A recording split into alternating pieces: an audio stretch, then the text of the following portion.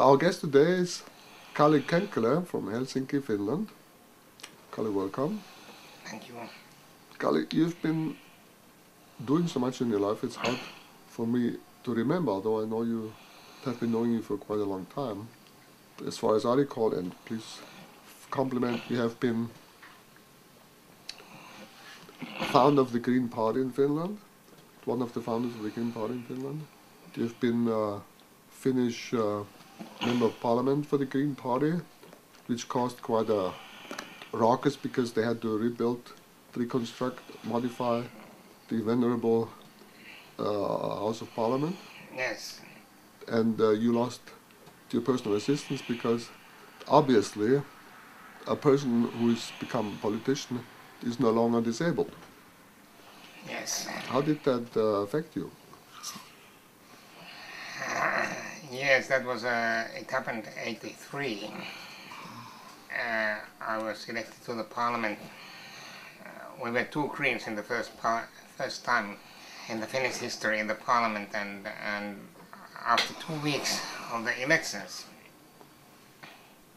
I got a letter from the hospital because I've used respirator, and because you have a driving license and you are a member of the parliament, you cannot be any more respiratory patient. And that's a legal term in Finland. It meant that they cut off all my assistance. And so quite soon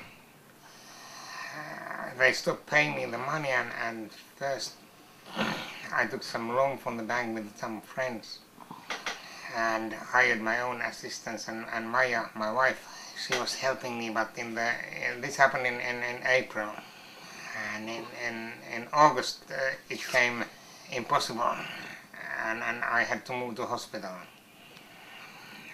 in Helsinki. And so I went to parliament from the local hospital every day, and that was quite a nightmare in my life, and that's maybe one reason I'm not thinking that it would be nice to be in the parliament, because I had so bad experiences for my personal life, and then of course I started a court case about the issue, but in the beginning it was very complicated because the first court where I took the issue said that it's not my issue. It's between city of Helsinki and the university hospital, and I'm not participating in this process. But then I got some help with some wise lawyers, and in November I won the case in the court, and after that I have been in safe side. Sometimes I'm so safe that when I go to the medical treatment, doctors are so afraid of me that they don't touch me, and it's sometimes funny. But that time it was not funny. I was 4 months in a hospital, and the work in the parliament was almost impossible, because in the hospital there was a spirit that they had no special treatment for the members of the parliament, so I was in the shower queue. I was the last one.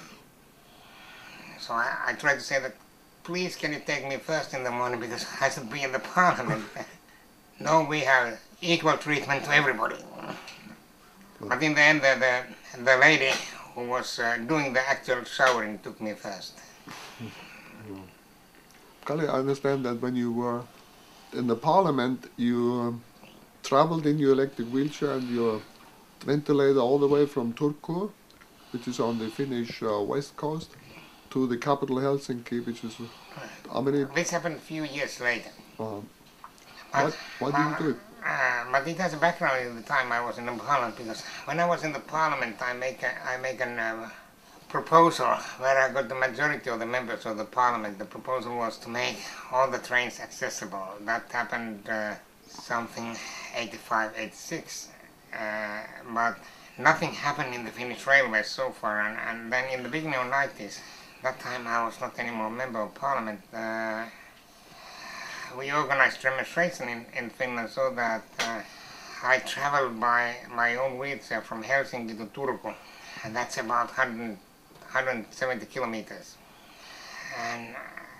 And the motto of the campaign was express train to Turku. Because I wanted to demonstrate that that time there was no accessible trains. That's the only way, if you are disabled, you want to go, you have to ride on your own wheelchair. And that was 3 days demonstration. And we took it as a big celebration. So I went to Helsinki railway station. We had a police orchestra playing Lift the Anchors. And then some people marched with me the first 10 kilometers. And so in every place where I went, there were lots of people working with me.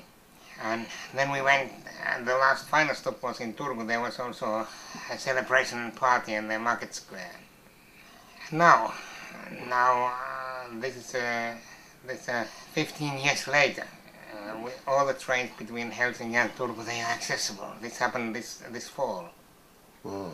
Last year there was still 2 trains which were not accessible, and most of the trains, we call them intercity trains, which are going between the big cities. They are nowadays accessible, and in 5 years also the local traffic will be accessible. So these are some things which has happened in Finland. But it's also, my lesson here is that if you want to influence in your own society, you have to use different means. Sometimes you have to use demonstrations, sometimes you need to use lobbying, and sometimes you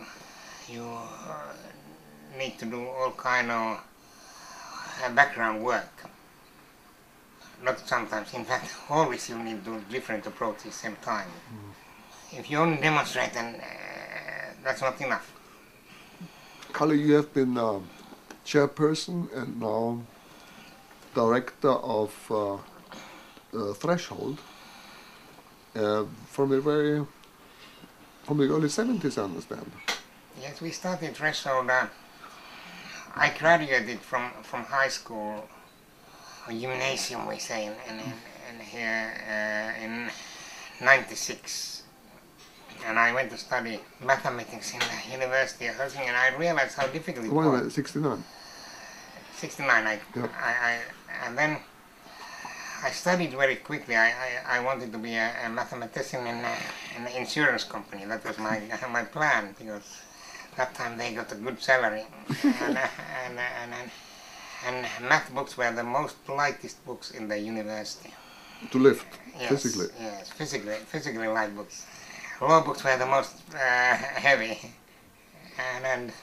But then I started to study, and I met some disabled people there, not many, and we realized how complicated it was. Simple things like where the lectures are they in the accessible rooms or non-accessible rooms, and it was really difficult. And the professor said, I have been lecturing in this room for 20 years, I don't change my room.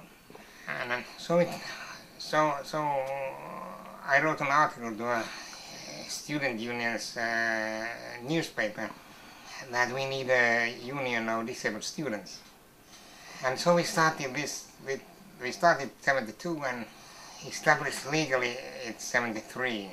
But of course these problems in the university are minor problems compared to all the problems disabled people have and had that time especially. So we very quickly widened our activity to all kind of human rights issues, and